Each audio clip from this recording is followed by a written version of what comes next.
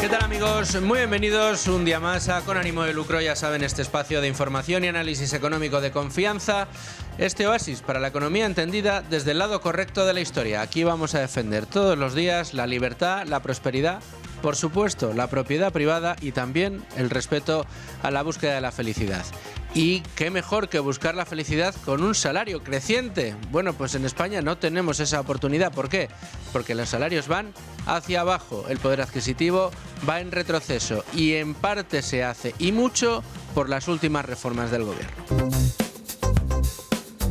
Cualquiera de ustedes que nos escucha o que nos sigue por YouTube en directo ahora mismo, o bueno, por cualquiera de los medios por los que nosotros tratamos de llegar a todos ustedes, y esté escuchando este programa en el que estamos denunciando que el poder adquisitivo de los españoles es cada vez más precario, que durante estos últimos años, a medida que el coste de la vida iba creciendo, nuestros salarios se mantenían estancados en términos reales, tal y como ha sucedido durante las 3 últimas décadas, puedan pensar que les estamos engañando a la luz de lo que nos dijo el presidente del gobierno en su último balance económico.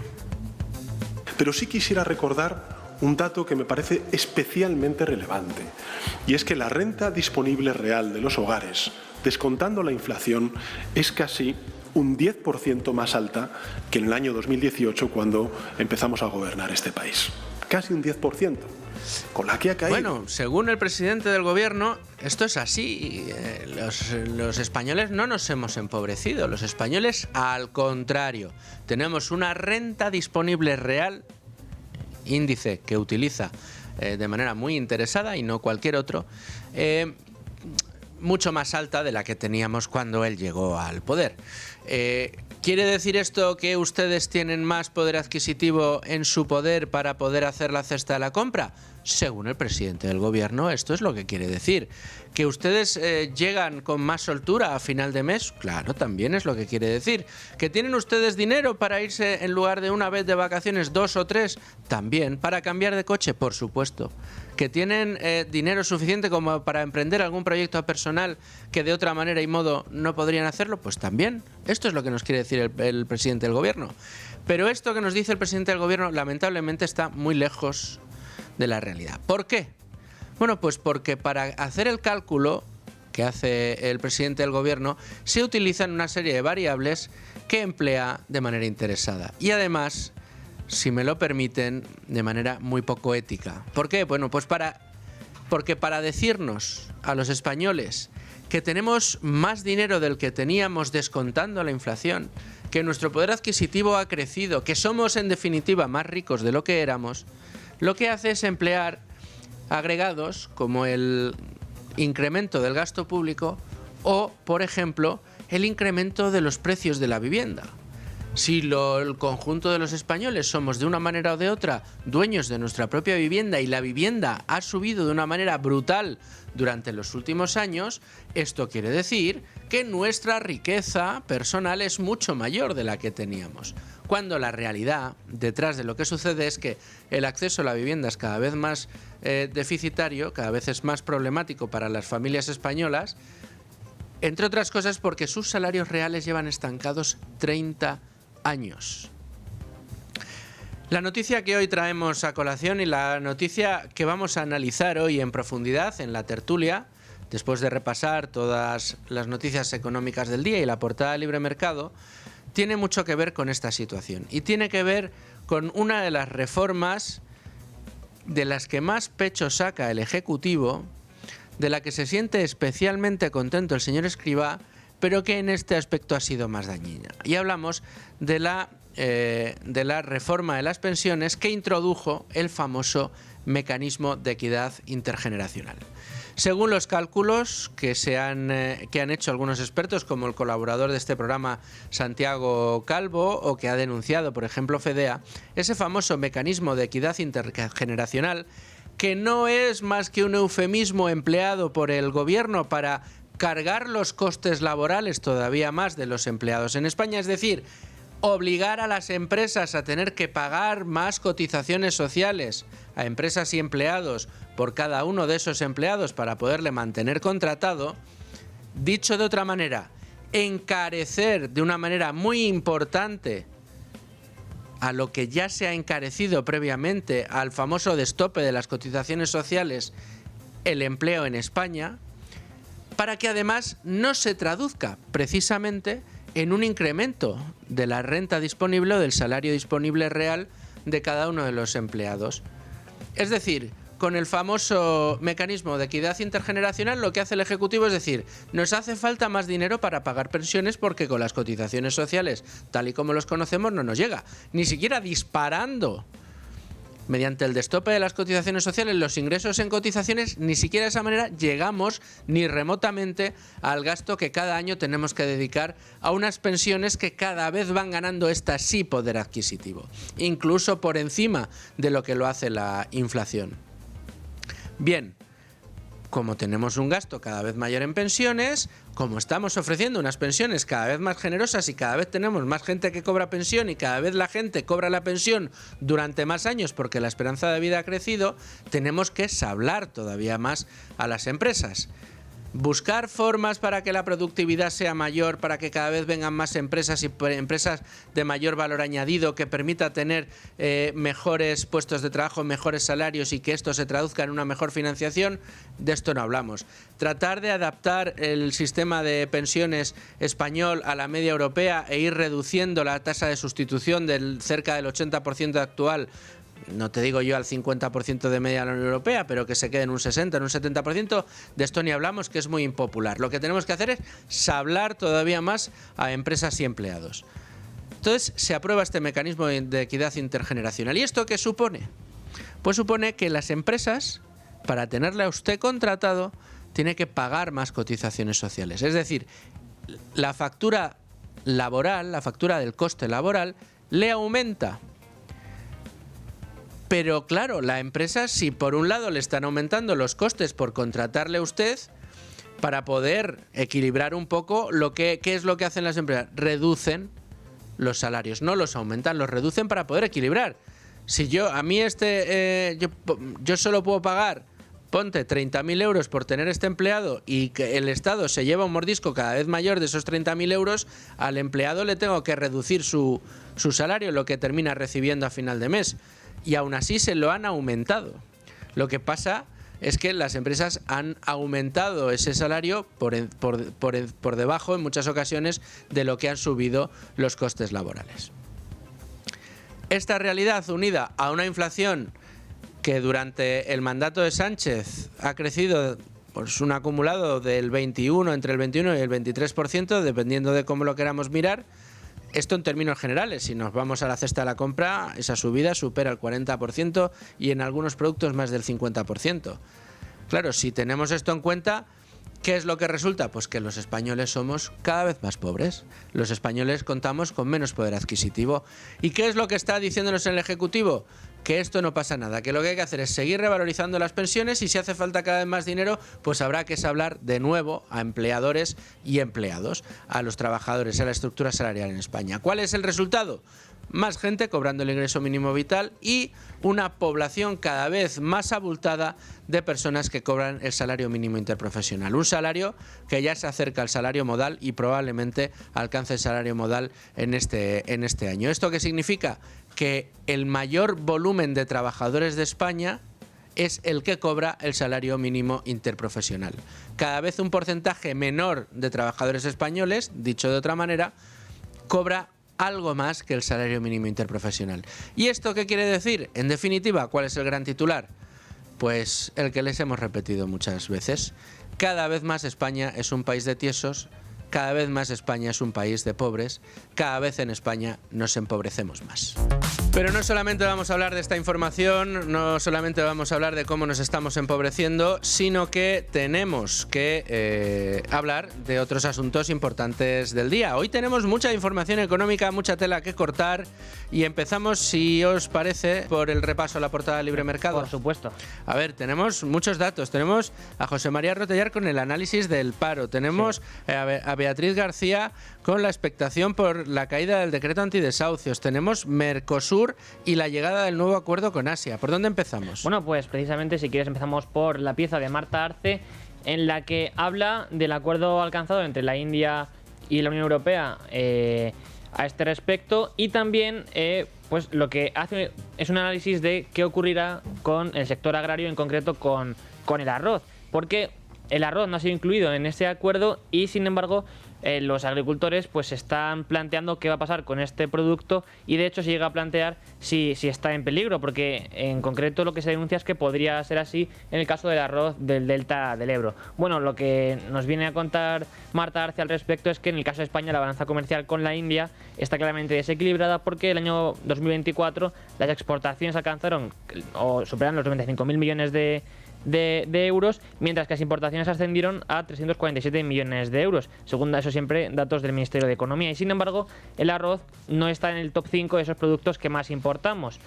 Y evidentemente, en sentido contrario, digamos que el fin de los impuestos podría suponer una ventaja para los productos españoles y un impulso considerable para nuestros dos mayores éxitos, en este caso que son el aceite de oliva y los guisantes. No, desde luego que sí. Bueno, un acuerdo de libre comercio siempre es deseable, y que bajen los aranceles también. Ahora bien, en muchas ocasiones no solo tenemos que pedir que los criterios de seguridad y de producción se cumplan en origen, sino también a lo mejor reducir la carga administrativa que tiene la producción en este caso dentro de la Unión Europea. Más asuntos. Beatriz García nos firma: Adif, agencia de colocación socialista, llevan a juicio la contratación del hombre de confianza del presidente de la compañía. Sí, lo que ha dado en llamar Beatriz el Infojobs socialista. Y es un ejemplo que demuestra que Adif ha venido funcionando en los últimos años como una especie de agenda de colocación socialista, dice, y este ejemplo es el de Salvador Almenar, que es el actual responsable de la dirección de gabinete de presidencia y mano derecha del presidente del gobierno, Pedro Sánchez. Y es que Almenar llegó a Adif en el año 2024 como director de comunicación, y su fichaje, ha comprobado Beatriz, que generó una gran polémica debido a su falta de experiencia en el sector ferroviario y a su importante trayectoria en la administración autonómica valenciana, que vinculada evidentemente al gobierno socialista de Ximo Puig. Y los cargos por los que pasó en Adif fueron, por ejemplo, director de comunicación, de emergencias de la Generalitat de Valencia, jefe de gabinete de la Consejería de Justicia, director general de Interior de la Generalitat Valenciana, y asesor en la delegación del gobierno en la Comunidad Valenciana antes de llegar a Adif. Y también fuentes internas de Adif aseguran a Beatriz que Almenar ejerce de cuello de botella en todo lo que tenía que tramitar y validar para la firma del presidente. Esto, una vez más, nos demuestra que la contratación pública, al final, debido a los incentivos que tienen los políticos, en general funciona como una agencia de colocación y, por tanto, una fuente también de ineficiencias y de mal uso de los recursos. Desde luego. Más asuntos de los que tenemos hoy en la portada de Libre Mercado: la máxima expectación por la caída del decreto antidesahucios. Efectivamente, también es una pieza que firma Beatriz García, y que en buena medida lo que hace es poner otra vez sobre la mesa la cuestión del derecho a la propiedad y el respeto a este derecho a la propiedad privada, porque, como sabemos, el gobierno de Pedro Sánchez se ha destacado, entre otras cosas, por su intervencionismo y sobre todo en materia de vivienda. Y en materia de vivienda, por un lado, ha atacado directamente a la libertad de los propietarios para poder poner los precios que consideren, siempre en función del mercado, y por otra parte también lo que ha hecho el gobierno es proteger la delincuencia, así, en materia de ocupación e inquiocupación. Y claro, ahora mismo si se pone fin a ese decreto antidesahucios que en su momento aprobó el gobierno con la excusa de que había que proteger a las familias más vulnerables en un momento, digamos, de crisis como fue el año 2021, y con la crisis inflacionaria y demás, bueno, pues si llega y cae este decreto antidesahucios, pues podría de algún modo también estar sobre la mesa la posibilidad de que llegase el fin de la carta blanca que llama Beatriz a los ocupas.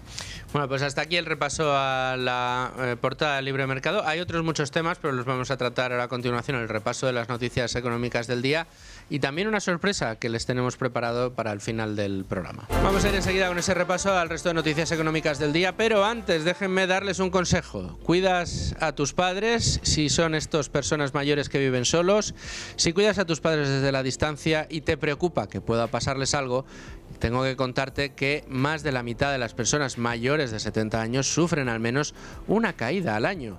Cada minuto cuenta cuando hay una emergencia. El reloj Durcal te protege estés donde estés las 24 horas. La ayuda llega en menos de 40 segundos. El reloj Durcal salva vidas. Consigue con Libertad Digital un año de teleasistencia Durcal con un 10% de descuento, el reloj y además 3 meses gratis. Todo llamando al 910 888 852 910 888 852 o a través de la web durcal.com usando el código, atención, Libertad Digital. Código Libertad Digital. Empezamos el repaso de noticias económicas del día por la última hora, que tiene que ver con, en fin, las reformas que el Ejecutivo no es capaz de sacar. Eso es, porque hoy se vota en el Congreso la revalorización de las pensiones, entre otras medidas que el Gobierno ha incluido junto a la prohibición de desahucios en su decreto Ómnibus, que desde la plataforma de afectados por la ocupación y la incupación pues destacan que es un chantaje, y de hecho también el Partido Popular, Esther Muñoz en concreto, se ha pronunciado al respecto y dice que los decretos de hoy son una triquiñuela del Gobierno que no cuenten con el PP, subraya. Bueno, pues no ha obtenido el apoyo en este caso el Gobierno para aprobar ese decreto Ómnibus, donde quería colar una revalorización de las pensiones y un blindaje precisamente a los desahucios. Porque necesitaba contar... Perdón, a la ocupación. Eso es, y necesitaba contar, entre otros, con el apoyo de Junts. Y más noticias del día. También tenemos calentito el informe de la EPA. Según datos difundidos este martes por el INE, en 2025 el paro bajó en más de 118.000 personas, lo que supone un 4,5% menos que el año anterior, mientras que el empleo creció en 600.000 puestos de trabajo, un 2,8% más. Así, el año cerró en casi 22,5 millones de ocupados y menos de 2,5 millones de parados. La tasa de paro general se sitúa por debajo del 10% ahora y por su parte la tasa de paro juvenil se sitúa en el 23%. Así lo celebraba hoy en Radio Nacional de España la ministra de Trabajo. Yo creo que está el país de enhorabuena porque hace 18 años que España no bajaba del 10% de paro y por tanto hoy el país creo que tiene una muy buena noticia y es que por fin bajamos del 10% y no solamente bajamos del 10% sino que tenemos récord de ocupación, casi 22,5 millones de personas trabajando, récord de ocupación en las mujeres y récord de ocupación en la juventud en España. Por tanto, hoy España gana. Bueno, esta era la alegría de Yolanda Díaz, sin embargo no es solo todo lo que reluce. ¿Qué se esconde de verdad detrás de las cifras de la EPA? Como publica hoy en Libre Mercado José María Rotellar, lo cierto es que el empleo que se crea no se debe a la buena marcha de la economía, sino al sector público. Así, detalla Rotellar que el empleo público aumenta en más de 108.000 personas, hasta llegar a más de 3,6 millones de personas que son empleados públicos. Por su parte, el empleo productivo se destruye y el número de activos baja ya en 60.000 personas. Es decir, que tenemos más precariedad, sobre todo gasto público destinado a nuevos empleados públicos y una economía que no carbura, una economía que no genera riqueza, una economía que no genera productividad. No sabemos si a la productividad de la economía española ayudará o no el nuevo acuerdo que la Unión Europea presume haber llegado después de Mercosur, esta vez con Asia, esta vez con India. Tras 2 décadas de difíciles negociaciones y como respuesta a la búsqueda de nuevos socios comerciales fiables, la Unión Europea e India han anunciado este martes las bases de un acuerdo de libre comercio histórico, dicen, con el que los exportadores europeos ahorrarán hasta 4.000 millones de aranceles cada año. Este acuerdo deja fuera, no obstante, sectores agrícolas sensibles como el arroz, el azúcar y el bovino, y cuyos detalles deberán ser aún negociados en los próximos meses. Todavía queda mucho camino por delante, pero es un hito muy importante y muy pendiente de todo ha estado nuestra compañera Marta Arce de Libertad Digital. Marta, ¿qué tal? ¿Cómo estás? Hola, muy buenas. Muchas gracias por estar con nosotros hoy en Con Ánimo de Lucro. Tú que has seguido de cerca estas negociaciones y este acuerdo del que están muy satisfechos tanto las autoridades indias como la Unión Europea. Parece que Donald Trump ha agitado bien el avispero y tenemos a nuestros líderes europeos tratando de cerrar acuerdos de libre comercio con todo aquel que se muestre dispuesto a hacerlo. Esto la verdad que lleva décadas negociándose, según nos dicen, pero danos algunas claves de esta información y de este acuerdo que tú consideres importantes, porque tenemos tractoradas convocadas para pasado mañana. Pues sí, según von der Leyen, la madre de todos los acuerdos estamos hablando, y es que es totalmente cierto. En cuanto Donald Trump ha empezado a utilizar los aranceles como una medida de castigo, una medida para llevar a la gente por donde él quiere en las negociaciones, pues la Unión Europea ha espabilado bastante, y esos acuerdos que tenía ahí colgando desde hace 20 años, como el de Mercosur o el de la India, pues está apresurando en cerrar esos acuerdos. Los agricultores, bueno, pues están recelosos, y eso que ya se ha anunciado que pues sectores agroalimentarios muy relevantes, pues como puede ser el arroz, están excluidos de ese acuerdo. Sin embargo, pues ellos no acaban de fiarse del todo y creen que la Unión Europea les va a utilizar como pagafantas de toda esta historia. En cualquier caso, pues el acuerdo parece bastante interesante en cuanto se van a eliminar aranceles de productos bastante relevantes. De hecho, acabo de hablar ahora mismo con Asoliva, con su director adjunto, con Rafael Pico Acevedo, que me ha comentado que ellos desde el sector del aceite de oliva están encantados, porque ahora mismo en la India está importando unas 10.000 toneladas al año y el 90% son de origen español. Y este acuerdo va a acabar de eliminar los aranceles, que ahora mismo están entre un 40 a un 45%, y a lo largo de 5 años se van a ir reduciendo paulatinamente. Así que el sector en concreto del aceite de oliva está encantado y espera que aumente el consumo del aceite de oliva en la India, pues gracias debido a el precio del producto. Bueno, Marta, pues buenas noticias. Todavía sabemos que tiene que pulirse algunos flecos y veremos cómo se toman los agricultores este acuerdo, porque la verdad que los más preocupados, que eran los arroceros, de momento pueden estar tranquilos. Sí, eso desde luego. Los del Delta del Ebro no tienen motivos para estar preocupados. Bueno, de momento. Pues muchísimas gracias, Marta, por ese apunte y ese análisis. A vosotros, un abrazo. Y seguimos porque el gobierno va a regularizar a más de 500.000 de inmigrantes. Pedro Sánchez ha pactado con Podemos una regularización masiva de inmigrantes que tendrá efectos inmediatos y que el gobierno aprobará mediante un Real Decreto este martes en el Consejo de Ministros, evitando así el trámite de convalidación en el Congreso de los Diputados.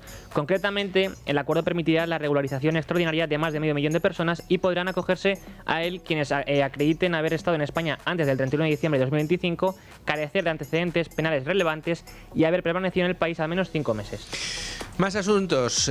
Ayuso anuncia una nueva bajada de impuestos. Ha anunciado este lunes la rebaja de medio punto en el tramo autonómico del impuesto de la renta en las personas físicas, con su entrada en vigor prevista para 2027. Así lo detallaba, de hecho, en el encuentro informativo organizado ayer por Nueva Economía Forum. Vamos a seguir cumpliendo nuestro programa electoral y por eso les anuncio que vamos a realizar una nueva bajada en medio punto en el tramo autonómico del impuesto sobre la renta este año. Así, en la declaración de 2027, los madrileños se van a beneficiar de esta medida, con la que queremos ayudar a la economía de una sociedad que, por méritos propios, ha hecho de la Comunidad de Madrid una de las mejores del mundo. Esta medida se suma a la bajada histórica de otro medio punto aplicada desde 2022 y tendrá un ahorro de cerca de 500 millones de euros para beneficiar a casi 3 millones de contribuyentes. Con esta nueva reducción, el tipo mínimo queda en el 8% y el máximo en el 20%. Frente a las críticas de la izquierda, que hablan de una merma en la recaudación que tendrá que ser cubierta con recursos de la financiación autonómica, los números no mienten, porque en 2022, cuando la Comunidad de Madrid llevó a cabo una rebaja similar de impuestos, el año se saldó con un incremento de casi 900 millones de euros de facturación. Más asuntos. Tenemos que hablar ahora del accidente de Adamuz, que golpea la puja española por la alta velocidad internacional. Según publica Expansión, diferentes expertos del sector ferroviario alertan de que la catástrofe ferroviaria de Adamuz tendrá consecuencias sobre la competitividad de la tecnología española, sobre todo frente a rivales europeos. Estos expertos aconsejan completar lo más rápido posible la investigación sobre las causas del siniestro e incorporar también los mecanismos correctivos que contribuyan a recuperar la confianza en el sistema ferroviario español. Y nos vamos a cerrar el repaso a las noticias económicas del día con el Banco Central Europeo, que va a revisar, atención, los criterios de concesión en las hipotecas. Sí, concretamente en un documento oficial, la institución que preside Christine Lagarde establece como objetivo que los bancos establezcan y mantengan criterios crediticios sólidos y precios basados en el riesgo. En este mismo documento, el BCE anuncia que realizará una revisión temática de los estándares de concesión de crédito y cómo las entidades plantean mitigar las posibles pérdidas futuras, lo que supondrá que evaluará la información que dispone sobre este asunto y, si lo necesita, requerirá información extra a los bancos. Bueno, pues hasta aquí el repaso a las noticias económicas del día. Ahora sí nos vamos a la tertulia. Tiempo de tertulia ya con ánimo de lucro, cuando son las 12:35, las 11:35 en Canarias, y nos acompaña ya la jefa de Libre Mercado, Beatriz García. ¿Cómo estás, Bea? Muy buenas. Y se queda con nosotros Rubén Folguera, con todos los datos como siempre. Eso es. Publicábamos en Libre Mercado esta semana, creo que fue ayer, si no recuerdo mal, la información, Beatriz, de que el mecanismo de equidad intergeneracional lo que estaba haciendo era restar un 2,5% al salario de los españoles, a la capacidad adquisitiva de los españoles. Una conclusión avalada por un estudio, un informe basado en datos de los que ofrece el Instituto Nacional de Estadística, y que habla precisamente de ese efecto doble del mecanismo de equidad intergeneracional desde que lo puso en marcha el señor Escrivá en 2022.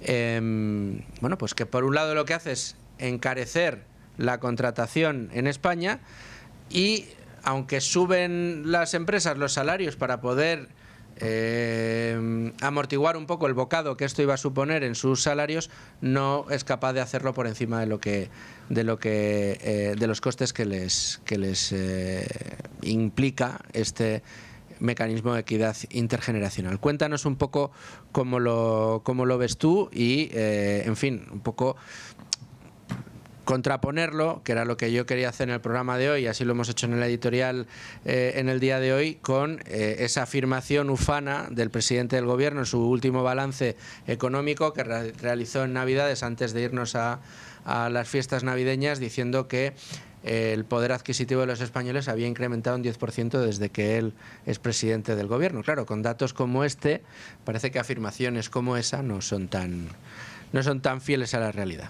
Sí, bueno, aquí quien se está llenando los bolsillos, en este caso con el mecanismo, que no es más que un eufemismo, porque hablan de equidad intergeneracional y es todo lo contrario. Este mecanismo no es más que, vamos a simplificarlo, es un palo al trabajo, es un palo al esfuerzo, es un palo a los negocios de las empresas. Es un palo a los trabajadores que se levantan día a día para intentar sacar el negocio que les ha contratado adelante. Y este mes de enero, otra vez, bueno, pues volveremos todos, los más de 21 millones de empresas, trabajadores autónomos que hay en España, volveremos todos a notar las garras, en este caso, de la seguridad social. El MEI lleva en vigor desde el año 2023, está haciendo, bueno, pues podemos decir que las delicias de la seguridad social, que está registrando, bueno, pues un nuevo récord. Los últimos datos que tenemos en torno a 150.000 millones de euros en ingresos por cotizaciones sociales, son más de 9.000 millones más que el año anterior, a falta de los datos de cierre de año. Y si sube, por ejemplo, las cotizaciones sociales casi un 7%, los ingresos por el MEI suben más de un 30% con los últimos datos que tenemos. El gobierno, ¿qué quiere hacer con el MEI o qué está haciendo? Está llenando este fondo de reserva, lo que llamamos la hucha de las pensiones, y está intentando, bueno, pues vendernos la moto de que está haciendo mucho por el sistema de sostenibilidad de las pensiones. Está garantizando, salvaguardando el sistema de pensiones vía llenando la hucha. Parece que lo llena Pedro Sánchez con sus bolsillos, pero es que lo estamos llenando todos vía cotizaciones sociales con este MEI de equidad intergeneracional, lo llama el gobierno, cuando lo que está el sistema ahora mismo, después de la revalorización de las pensiones de Escrivá, lo que tenemos es todo menos equidad intergeneracional. O sea, la equidad no existe. Existe un colectivo, que es en este caso de jubilados, que está en récord. También tenemos los últimos datos de gasto de pensiones y de jubilados, y es la economía productiva la que tiene que soportar concesiones porque es normal que el jubilado cobre más, ha cotizado más, es normal que el jubilado cobre más años porque vive más años por suerte, por el aumento de la esperanza de vida, pero el gobierno ha decidido todavía otorgar más prebendas, como esta revalorización de las pensiones que se presenta hoy, además en el Congreso, aunque sí que es verdad que en enero ya les ha entrado la subida con carácter, sin pasar todavía por el hemiciclo, y tenemos esa intención, esa desesperación del gobierno por congraciarse por el colectivo, quitando de trabajadores, el más grande que hay en nuestro país, que es el de los jubilados. Decidieron revalorizar las pensiones al IPC. Ha habido revalorizaciones de más de un 8%.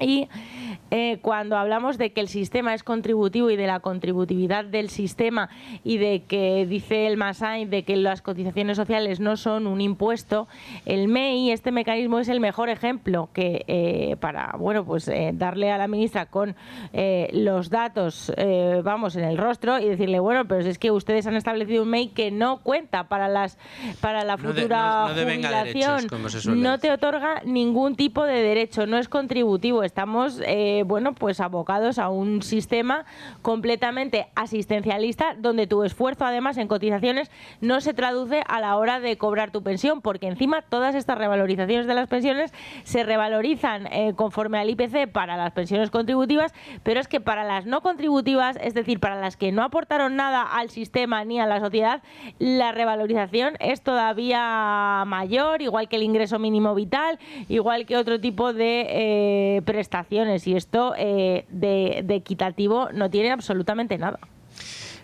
No solo eso, sino que al final yo creo que tienen una buena agencia de marketing en el gobierno. Eso sí. Porque todo le llaman fenomenal, ¿no? La hucha, las pensiones, el mecanismo de equidad intergeneracional, el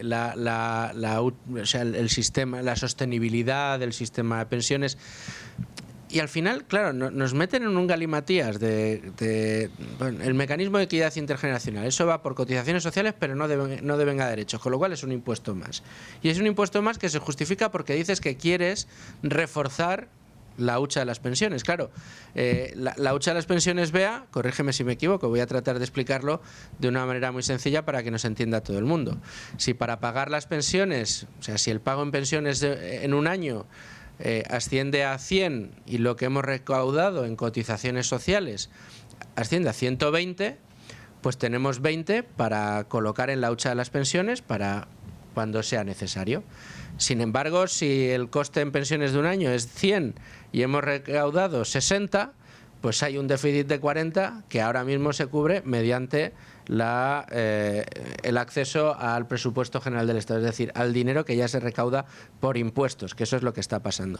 Claro, que a nosotros nos digan, no, ahora vamos a poner un mecanismo de equidad intergeneracional para ir rellenando la hucha de las pensiones, pero si cada año las pensiones cuestan mucho más de lo que se recauda en cotizaciones sociales, después de destoparlas, después de todas las subidas que le habéis metido, después de meterle además la subida con el mecanismo de equidad intergeneracional, todo eso junto sigue sin poder pagar las pensiones de cada año, con lo cual seguimos teniendo que acudir al presupuesto general del Estado, con lo cual esa hucha se rompió hace mucho, pero todos los años apelan a la hucha y además nos la ponen como excusa para seguir cobrándonos, para seguir depauperando el sistema productivo en España. Efectivamente, es toda una treta y un truco de magia, podemos decir, en cuanto a datos de ese agujero del que... ¿Dónde está la bolita? Completamente, la hucha. Sí, la hucha, ningún político se atrevió a agotarla en su día.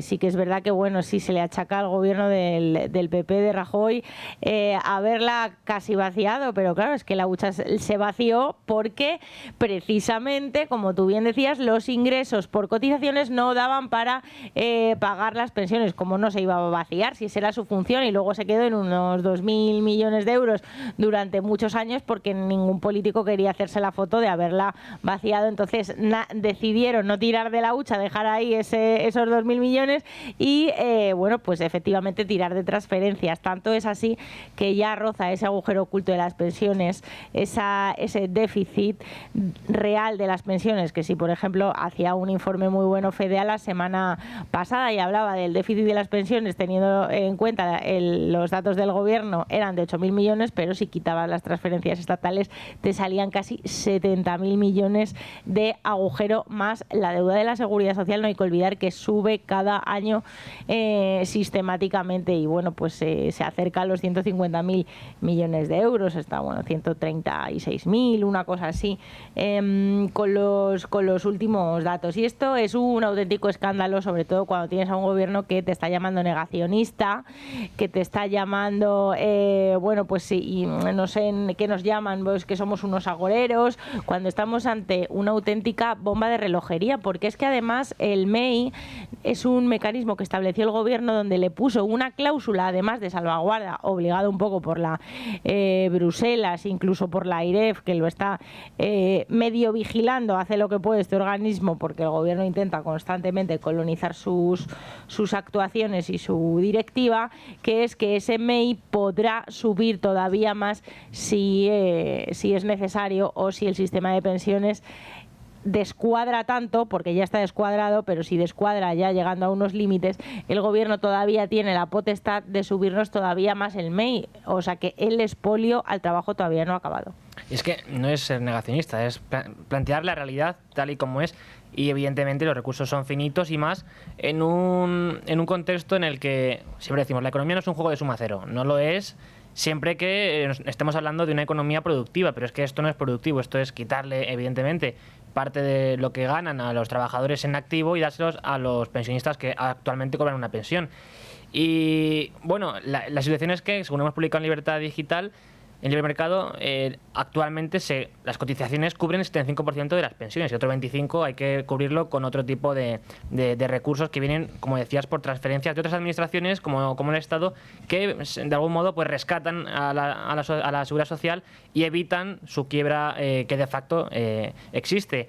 Y esto además se da, creo yo, con un relato que es bastante pernicioso, o al menos digamos que un poco sesgado, ¿no? Porque tratan de defender o de presentarnos al colectivo de pensionistas como un colectivo vulnerable en su conjunto, que evidentemente habrá casos y casos, porque dentro de un colectivo que ronda los 9 o 10 millones de personas habrá una variedad de casuísticas evidente, pero que no podemos olvidar que en términos generales son los que tienen un patrimonio mayor en nuestra sociedad, como decías anteriormente, por lógica, porque son los que más años han vivido, más años han trabajado y más han podido ahorrar. Pero si nos basamos en lo que es el patrimonio como tal, este sistema lo que está haciendo es transferir de los que menos tienen en términos de patrimonio, que son, digamos, las personas más jóvenes, a los que más tienen, y no solo mantener ese statu quo, sino además incrementar esa brecha que luego se extrañan y dicen que es que si hay ciertos organismos que plantean un debate o un enfrentamiento entre pensionistas o jóvenes. Y es que eso no existe como tal, pero evidentemente esos incentivos, pero eso están ahí. Es absurdo, porque lo que plantean es como que los jóvenes lo que quieren es que los mayores no cobren pensión. No, perdón, si todos queremos cobrar más. El problema es que el esquema que ha puesto usted encima de la mesa, con la estructura laboral que tenemos en España y el sistema de pensiones tal y como lo han concebido y diseñado, está haciendo esa transferencia de rentas, que está consiguiendo que los chavales, sobre todo aquellas rentas más bajas de la sociedad, tengan menos poder adquisitivo para poder drenar esas rentas a los jubilados y que estos puedan incrementar su poder adquisitivo. Porque este es el resumen de lo que está pasando. Efectivamente, y cuando saben que ellos no van a cobrar lo que les correspondería si nada cambia, porque si el sistema, o sea, ya decimos que son matemáticas, si los números no cuadran, el sistema de pensiones, bueno, pues irá haciendo, como ha venido haciendo en los últimos años por la puerta de atrás, diferentes recortes más civilinos, probablemente pues con los años de cálculo de la pensión, con ir atrasando la edad de jubilación a futuro. Eso es un recorte, pero por la puerta de atrás.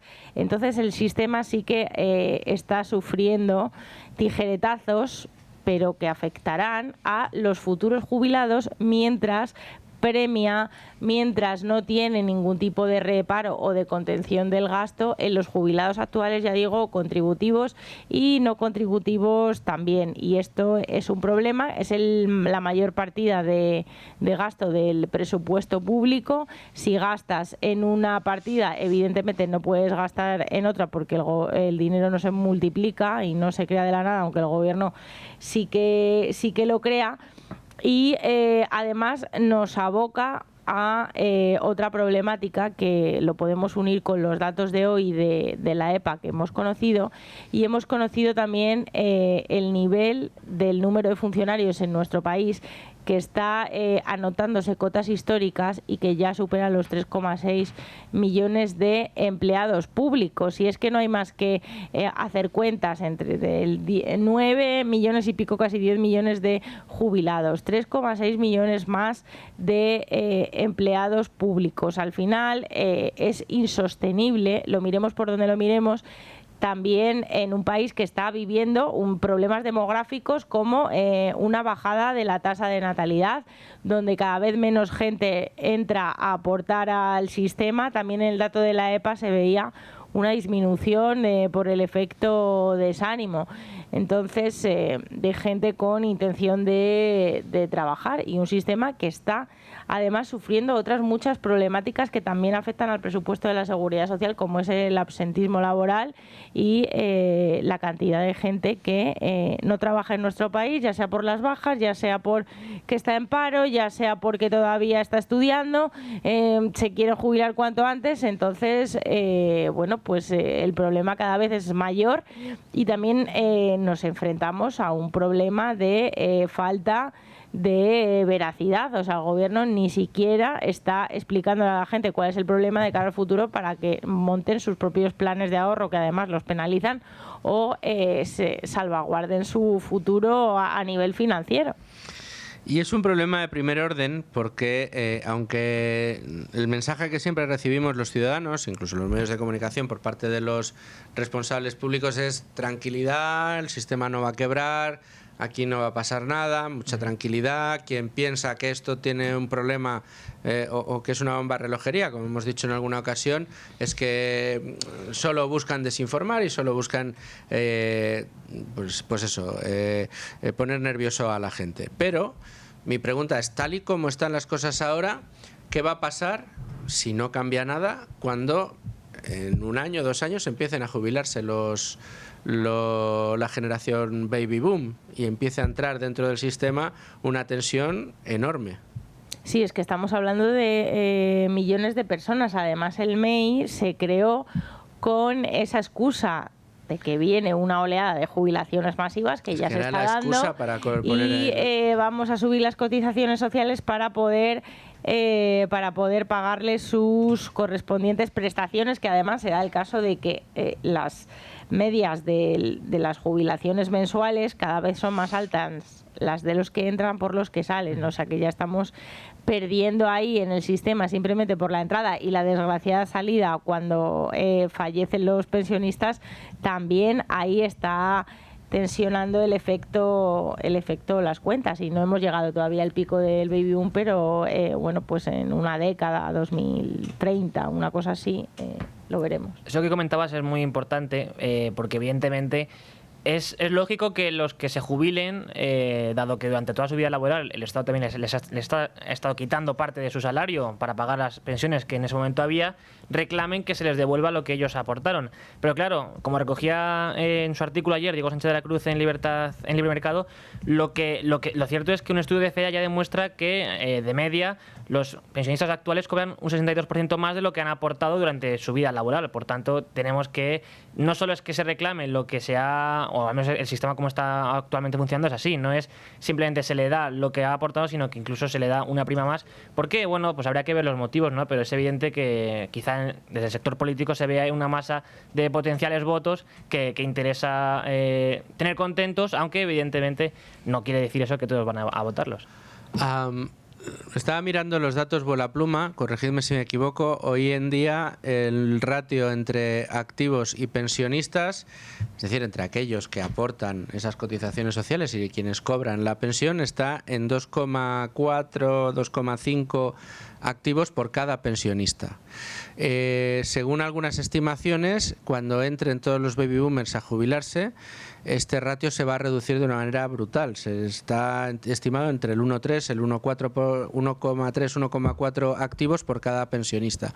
El problema añadido al que muchos quieren cerrar los ojos es que hoy la realidad en España es que si sumamos a los pensionistas, los empleados públicos y todos aquellos que viven de un sueldo del Estado, comparado con aquellos que con su trabajo ayudan a financiar todos esos pasivos, estamos más o menos, Bea, creo que tú tenías esa cifra más fresca que yo la que hace, estamos ya cerca del 1.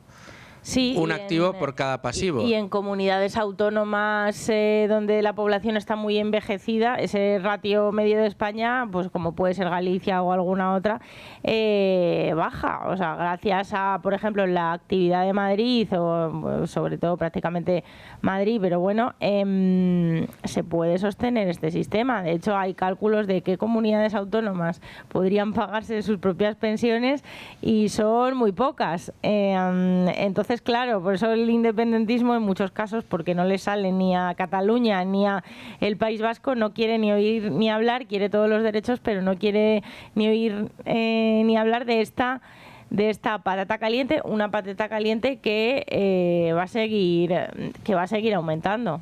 Va a seguir estando ahí y va... Claro, es que el problema va a ser mayúscula. En el momento en que entren los baby boomers a jubilar, si esto no ha cambiado, ese porcentaje va a bajar. Es decir, vamos a estar a menos de un activo por cada pasivo. Entonces, claro, ¿esto cómo se sostiene? Y daos cuenta, en una época donde estamos pidiendo más gasto en infraestructuras ferroviarias, donde el envejecimiento poblacional también va a hacer tener un más gasto sanitario, donde estamos comprometiéndonos, como tú bien dices, un gasto en defensa, donde nos hemos endeudado hasta récord histórico también, 1,7 billones de euros de deuda, y hay que pagar esos intereses también, y esos intereses están yendo en aumento. Entonces, todas las partidas al final estatales en récord de gasto también, bueno, pues hemos pronosticado, o el gobierno ha pronosticado, que la tendencia va a ser alcista, y mientras tanto la economía productiva pues es que no está creciendo al mismo ritmo, ni hay visos de que vaya a crecer, y mientras tanto la economía productiva pues le estás frenando con políticas como el MEI. Pero no os preocupéis, que claro a medida que sube el gasto público tenemos mejores infraestructuras. Claro. Tenemos a Renfe en el mejor momento de su historia, dijo el señor Óscar Puente. Es que esa es otra. Tenemos la situación de desequilibrio que tenemos. Este informe que dábamos hoy, que hemos analizado en profundidad en esta tertulia, nos habla precisamente de eso, del sistema que tenemos, un sistema en el que cada vez hay que buscar más recursos de los pocos que trabajan para poder mantener a los que no trabajan. Y en un momento de expansión de gasto como pocas veces se ha visto en nuestra historia, acompañado de récords de recaudación, porque cada vez nos meten más la mano en el bolsillo.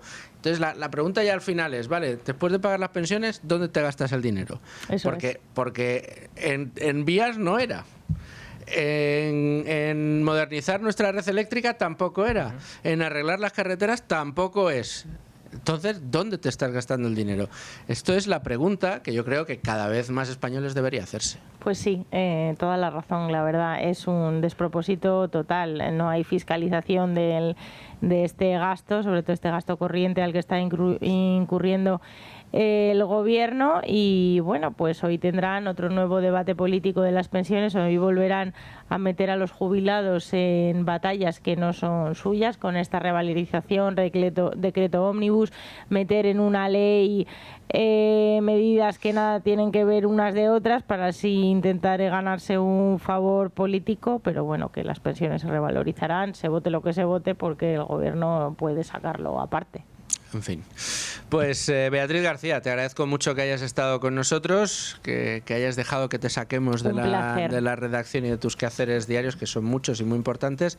Rubén, gracias también a ti por aportarnos esos datos y nada, nos vemos muy prontito aquí en Con Ánimo de Lucro. Cuando queráis. Ustedes, señores oyentes, presten ahora mucha atención a los servicios informativos de radio que nos van a contar todas las noticias de la una y luego nosotros regresamos aquí a Con Ánimo de Lucro, que tenemos todavía que ver cómo está la bolsa a esta hora y luego una información fantástica que nos va a desglosar Rubén Folguera. 1:06 de la tarde, 12:06 en Canarias, tiempo de abrir en Con Ánimo de Lucro, página de mercados. ¿Y qué es lo que está haciendo nuestro principal indicador, el IBEX 35 hasta ahora? Bueno, pues lo tenemos en positivo, un 0,22%. Tímido avance, pero avance en definitiva, 17.719 puntos para nuestro principal indicador, que no está nada mal. Ya está de nuevo cerca de esos 17.800 que llegó a tocar hace apenas una semana. ¿Qué es lo que tenemos subiendo con más fuerza hasta ahora? Pues Laboratorios Rovi, un 1,38%. Unicaja Banco un 1,2% y Mafre un 1,10%. Entre las que más bajan destacan Celnex con un 2,16% abajo, Acerinox un 1,31% y Telefónica un 1,15%. Valores que tenemos que tener en cuenta: el del oro, que sigue por encima de los $5.000, y bueno, pues asuntos internacionales de diversa índole, entre los que destaca esa reunión de 2 días de la Reserva Federal Norteamericana que empieza hoy, de la que tendremos conocimiento en el día de mañana, y por otro lado tenemos ese acuerdo entre la Unión Europea e India que puede traer, bueno, pues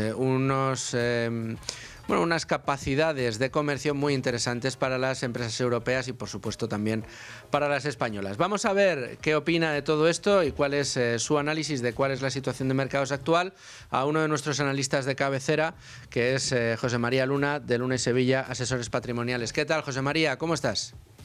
Muy buenas, pues fenomenal. Estupendamente, a pesar de la lluvia, que también se agradece, aunque cuando te pidan con tráfico se agradece un poquito menos, pero bien, todo fenomenal. Seamos sinceros, cuando tienes que salir a la calle, sea a pie o en coche, el día que llueve no es el mejor de todos. No es el mejor de todos. No sales de casa con una sonrisa de oreja a oreja. No. Pero la lluvia viene muy bien y hay que decirlo, y para el campo también viene estupendamente. Claro que sí. Y para la bolsa, ¿cómo viene la lluvia? Bien, no viene mal, sin duda alguna. Los mercados hoy al alza, la mayor parte de las plazas que están abiertas. Es verdad que los mercados, incluso los futuros norteamericanos, lo que está es esperando lo que bien señalabas, ¿no? La reunión de la Reserva Federal Norteamericana a partir de mañana miércoles, la cual no se espera grandes cambios o ningún cambio, de hecho, ni en el mensaje, ni tampoco que haya movimientos en los tipos de interés. Es cierto que hoy conoceremos el dato semanal de empleo, que puede ir marcando un poco de rumbo, pero ya digo que de momento los mercados que siguen en ese modo constructivo, los mercados de renta variable, pero tímidos avances, esperando por un lado la reunión de la Reserva Federal Norteamericana y en segundo lugar, y yo creo que mucho más importante, esperando los resultados de compañías al otro lado del Atlántico, principalmente grandes empresas tecnológicas, tanto para conocer el dato de cierre del pasado ejercicio y sobre todo sus expectativas de cara a este ejercicio, de cara al 2026. Esperemos que no haya ninguna sorpresa negativa que hiciera enturbiar el buen rumbo que está teniendo los mercados de acciones en lo que llevamos de 2026. Parece que en el campo de las materias primas vamos a tener también ahí dos activos, 3, si le sumamos la plata, a los que vamos a tener que prestarle mucha atención. Por un lado el oro, que ya ves cómo está. Sabes que nuestro amigo Gustavo Martínez, que mantiene una tesis del oro muy bullish, está convencido de que aquí, sin tener la bola de cristal, pero si su tesis se cumple, de aquí a 3, 4, máximo 5 años estaremos en los $10.000 la onza, que es una previsión, la verdad, muy ambiciosa para el metal precioso, pero lo cierto es que, fíjate, ahí lo tenemos por encima de los 5.000.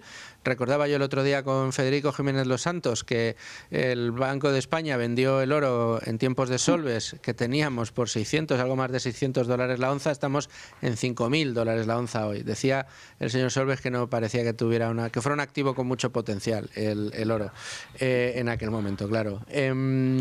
El oro, la plata, por supuesto también ha subido y mucho, lo ha hecho de una manera muy, muy importante y es previsible que lo vaya a seguir haciendo. Y luego, por otro lado, otro de las materias primas que parece que puede mover mucho el mercado este año es el petróleo, precisamente a merced de la incertidumbre internacional y geoestratégica que hay en diferentes puntos del planeta y que ha arrancado este año con, bueno, pues con mucha inestabilidad. ¿Cuál es tu análisis de estas tres materias primas? Yo incluso incluiría otras dos categorías. Venga, más. Metales industriales. Correcto. Y materias primas raros, ¿no? Tan importantes en todo lo que es la innovación tecnológica, ¿no? Oro, la expectativa sigue siendo alcista, pero también es verdad que hay un punto muy importante a seguir en el corto plazo, y es la debilidad del dólar. Si el dólar continúa débil, se sigue depreciando respecto a una cesta de divisas, de las divisas más importantes del mundo, la fiesta del oro va a continuar. En cambio, digo, esto es importante porque el dólar, sobre todo el dólar index, se acerca a un nivel importante de soporte. Si fuera capaz de aguantarlo en esa debilidad del billete verde y empezar a recuperar algo de terreno, aunque fuera de forma temporal, no cabe la menor duda que sí que tendría efecto sobre el oro y es probable que viéramos una cierta consolidación de los actuales niveles alcanzados y tuviera una cierta corrección. Esto lo estoy señalando sobre todo para aquellos que están pensando o bien incrementar la exposición a oro o tener una posición nueva, en este caso en el metal precioso, principalmente en el oro, que se fijen muy mucho en el comportamiento del dólar. Si continúa la debilidad del billete verde, el oro sale ganando, ¿de acuerdo? Si el dólar recupera algo de terreno, no sería descartable que el oro tuviera una pausa dentro de su movimiento de subida. Digo esto porque al oro, dentro de las variables que le están influyendo, las variables alcistas, desde lo que puede llamarse todo lo que son las tensiones geopolíticas, el incremento de oro por parte de grandes bancos centrales que opinan de una manera muy diferente a la opinión del señor Solves, no cabe la menor duda, bancos grandes y bancos medianos, basta con ver lo que ha ocurrido con el Banco Central de Polonia, por poner un ejemplo, ¿no? Pero yo creo que hay otras dos variables muy importantes. Una es la debilidad del dólar, dos es los desmanes de los gobiernos endeudándose más.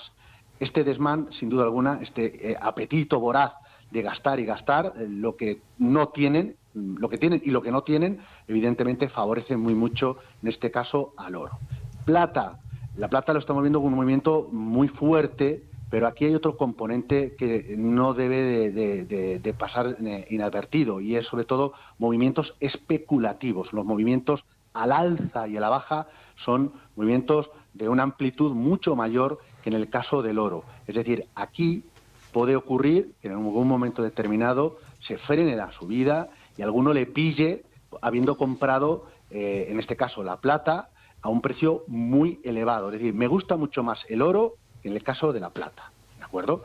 Petróleo, la expectativa sigue siendo una expectativa de, aunque pueda haber ciertos repuntes, el petróleo, la expectativa no es de que se vaya a producir un repunte al alza, salvo que hubiera alguna tensión geopolítica sobrevenida, en este caso en Irán. Pero todo apunta a que el precio del crudo va a estar en niveles muy similares a los que estamos moviendo ahora mismo. ¿De acuerdo? Otra cosa es el gas, que sí que está subiendo con el frío que están pasando en este caso en Estados Unidos. Es lógico que tenga este comportamiento positivo. Pero en el caso del petróleo no le veo una tendencia alcista cuando la oferta supera a la demanda y la previsión es que la oferta siga aumentando. Metales industriales, en un contexto económico donde Estados Unidos las expectativas son para este ejercicio es que sea incluso mejor de lo que se esperaba a final del 2025 en cuanto a crecimiento económico, previsiblemente es que los metales industriales puedan seguir repuntando en precio. Y luego los materiales raros, y con esto termino, este esquema de materias primas, ¿no? Nos dejamos los agrícolas, etcétera, que también influyen, pero en el caso de las materiales primas, en este caso los materiales raros, importante, porque en el terreno de los conflictos geopolíticos juegan un papel muy importante, y Estados Unidos está invirtiendo mucho dinero en tratar de localizar y cada vez ser menos dependiente de China en cuanto a la obtención de los materiales raros tan importantes para ellos y, por supuesto, para el resto del mundo, que evidentemente el comportamiento está siendo muy positivo en el acumulado del año. Digo esto porque nos fijamos muchas veces en el oro, pero si viéramos productos de inversión en formato ETF o fondos de inversiones que invierten directamente en las materias primas raras o en mineras que están en ese proceso de explotación de las mismas, veríamos que el comportamiento, no solo en el acumulado del 2026, sino en parte del 2025, están brillando y también de forma bastante llamativa. ¿Qué esperas de la reunión de la FED? Poca cosa. Muy poca cosa. No nos va a mover mucho la aguja, ¿no? No va a mover absolutamente nada en tipos de interés. Va a seguir de mover tipos. Yo creo que nos tenemos que esperar a la segunda parte de este año. Y habrá que estar muy atento, Luis Fernando, muy atento al día 31 de enero. Nosotros, como analistas, los medios de comunicación y sobre todo ustedes como inversores. ¿Por qué el 31 de enero? Recuerden que cuando se extendió el presupuesto, cuando el cierre tan largo que hubo de gobierno federal en Estados Unidos, la fecha a la cual se pospuso fue el 31 de enero. Veremos si cuando llegue esa fecha, que está ahí mismo, hay o no cierre de nuevo del gobierno federal norteamericano. ¿Por qué? Pues porque si hubiera de nuevo un cierre, sí que afectaría al devenir de los mercados de capitales y en concreto al oro. Al oro sí que le favorecería de nuevo un cierre del gobierno federal. Bueno, pues vamos a estar muy pendientes y contaremos contigo para analizar el resultado de ese cierre o no del gobierno federal después del día 31. Un abrazo muy fuerte, José María, muchísimas gracias. Gracias a vosotros. 1:19, 12:19 en Canarias. Entramos en la recta final del programa de hoy y le he pedido a Rubén que se quede y que en estos últimos minutos del programa nos cuente una información que publicamos hoy en Libre Mercado y que es extraordinariamente interesante. En algunos círculos de la ciudad de Madrid, en aquellos, digamos, no voy a llamarles culturetas, pero sí aquellos que les gusta más esto de la cultura, desde el mundo de la progresía, tal y como se entiende desde el mundo de la progresía, pues hay determinadas librerías que han alcanzado mucha fama porque, bueno, llegas, te tomas un vino, charlas de tal o cual obra y luego pues te puedes leer allí los mismos libros y comprar libros, aparte de que se hacen muchas presentaciones. Bueno, pues hay una de estas librerías que ha sido noticia porque era muy frecuentada por buena parte de esta progresía pues ávida de cultura en España, y ha habido como se han rasgado mucho las vestiduras. ¿Qué pasa? Bueno, pues que el señor Folguera, que es un tipo muy curioso, ha dicho: esta gente seguro que ha recibido subvenciones. Usted que nos escucha es una empresa y nunca ha recibido una subvención. Escuche lo que nos va a contar Rubén en el día de hoy. En honor a la verdad, nos puso en alerta, digamos, algunos mensajes que se publicaban en redes sociales acerca de las subvenciones que habrían recibido los libreros de tipos infames, que son, pues es esta librería que ahora tiene que echar el cierre. Ellos echan la culpa a la gentrificación, dicen, y al capitalismo. Luego analizaremos esto. Pero, como digo, la cuestión de las subvenciones es importante porque, pues analizando los datos que da el Ministerio de Hacienda en el sistema de subvenciones públicas y ayudas públicas, hemos podido comprobar que, en efecto, esta librería desde el 2022 ha recibido casi 60.000 euros en ayudas públicas, entre subvenciones, la mayor parte, y garantías.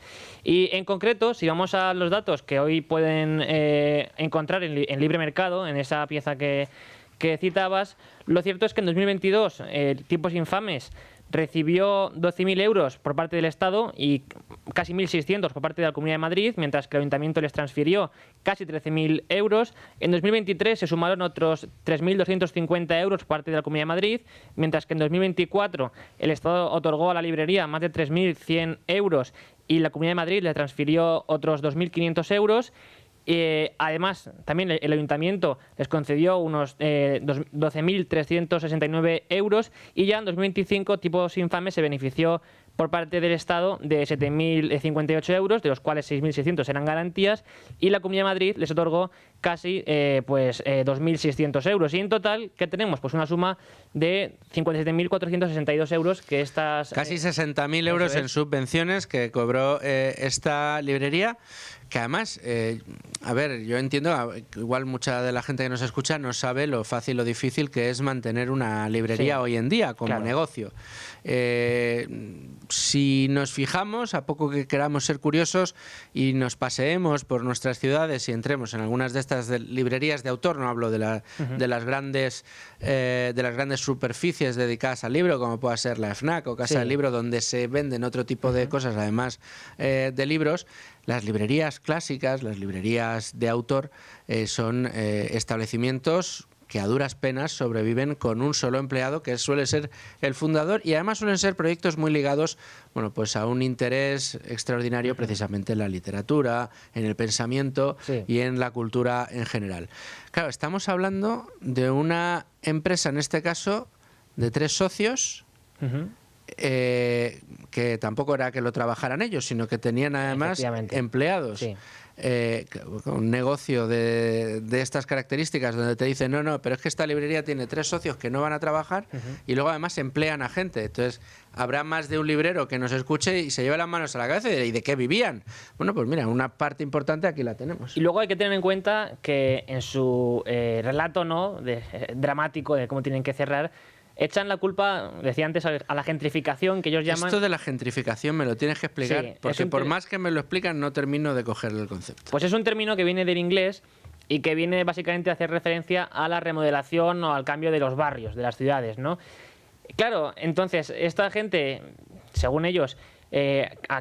también inculpan al capitalismo, luego vamos a comentar eso, pero por comentar lo de la gentrificación, dicen que actualmente están produciendo un cambio en los barrios, ¿no? Pero ocultan o digamos que pasan por encima de que ellos también son producto de esa gentrificación que se dio hace 10, 15 años, a principios de la década de 2010, en este tipo de barrios como Malasaña, que es donde está esta librería, y por tanto ahora parece que son víctimas de lo que ellos, de lo que les dio la luz en realidad. Es decir, que la gentrificación lo que viene a decir es que es el cambio digamos generacional en algunos barrios, donde se pasa de barrios de gente más humilde a que de repente empieza a llegar gente que empieza a ganar más dinero y transforma el barrio. Claro, y cambia los modelos de negocio que hay, de hecho... Entonces, y esto para el crítico con la gentrificación es malo. Claro, claro. Sin embargo, ellos cuando llegaron y quitaron la lencería que había es a lo que iba, que ayer nos comentaba nuestro compañero Jesús Fernández Úbeda, que es conocedor del caso, que en el establecimiento en el que ha estado hasta ahora, durante 15 años, la librería Tiempos Infames, antes había una lencería que de barrio, de toda la vida, que evidentemente no tuvieron reparo en cambiar. En fin, estas cosas de la gentrificación. Pero... ¿Por qué esta gente que quería ganar dinero y que ahora está muy triste porque ha tenido que cerrar, lamentándose a diestro y siniestro, culpan al capitalismo de todo esto? Porque al final hay que tener en cuenta, y aquí en otra pieza anterior que publicamos al respecto lo incluí, hay que recordar las palabras de Beltrán de Juvenel y de Mises respecto a por qué los intelectuales suelen ser de izquierdas y odian al capitalismo. Juvenel decía en un artículo que es porque ellos pues, están en su torre de marfil, ¿no? Y ven como que la gente de negocios se dedica a cosas vanas y ellos en realidad se dedican a lo importante. A lo elevado, al pensamiento. Y sobre todo a lo bueno. Ellos, los intelectuales, te quieren enseñar qué es lo bueno y te lo quieren además imponer, si puede. Y Mises también, yo creo que daba otro giro de guión y decía, es que aparte de esto, hay que tener en cuenta que el mercado, nos guste o no, no siempre... o mejor dicho, casi nunca valora sobre el resto de cosas lo que los intelectuales venden al mercado, digamos, social, ¿no? Que son las ideas o el pensamiento. Y esto, pues según Mises, genera una especie de resquemor o incluso resignación en la gente que se dedica al pensamiento y a las cosas, a las cuestiones intelectuales, que les lleva a odiar ese sistema que no les da lo que ellos quieren. Y sin embargo, hoy publica un artículo muy interesante, Santiago Navajas, en Libertad Digital, que yo creo que también es de obligada lectura a este respecto, cogiendo el caso de Tiempos Infames. Y lo que trata de argumentar es que en realidad el capitalismo es tan superior a lo que esta gente nos quiere vender, que domestica a esta izquierda crítica con el capitalismo. Y recuerda una película, argumento de una película bastante antigua que se llama Ninotchka, que trata de... Bueno, son 3 agentes de la Unión Soviética que van a Francia, a París, a hacer una venta de unas joyas. Viendo que no se sabe qué ha ocurrido, la URSS manda a otra representante, a la que encarna Greta Garbo, que es una popular actriz, y aquí se produce un lío de argumento, ¿no? Y al final tenemos que la irreverente comunista, inflexible, realmente idealista y que creía en el ideal soviético y comunista, termina dando su brazo a torcer y abrazando las bondades del capitalismo y el champán, dice Santiago Navajas en su columna de hoy. Bueno, pues es un poco lo que él cree que ocurre con esta gente que van de progres, así es así, y en realidad el capitalismo les llega a domesticar y les domestica, ya sea pues obligándoles a ofrecer lo que el mercado quiere, porque hay que recordar que Tipos Infames fue una librería en origen, pero que luego se fue expandiendo, como decías, a otro tipo de ofertas, como presentaciones de libros, catas de vinos, etcétera. O bien, dice Santiago Navajas, les purga. Y en este caso, les ha tocado purgarles. Y es interesante porque ya hay socialistas que históricamente han sabido ver este mecanismo que tiene el capitalismo para adaptarse. Y en la famosa, digamos, discusión entre Rosa Luxemburgo, que era partidaria de seguir el marxismo revolucionario, o Edward Bernstein, que digamos que es el primer socialdemócrata en términos puros porque aboga por el reformismo socialista. Bernstein ya lo dijo, decía, no, es que el capitalismo es tan fuerte que se adapta a todo tipo de circunstancias, y de hecho lo que Navajas creo que trata también de explicar hoy es eso.